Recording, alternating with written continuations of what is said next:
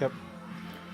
Okay, where we ended in the last video, we weren't showing any oil pressure on the electronic gauge in the dash, so I hooked the good old-fashioned manual one up to make sure it wasn't the sending unit itself, which I think it possibly is because we have good cranking oil pressure.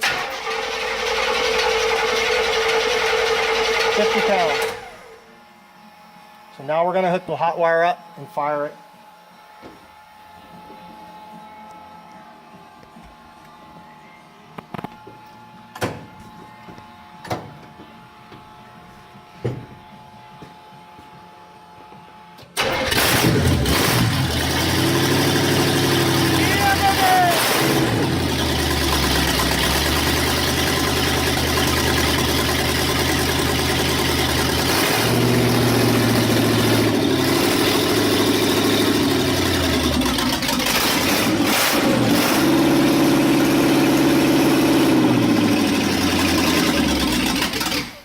There you go.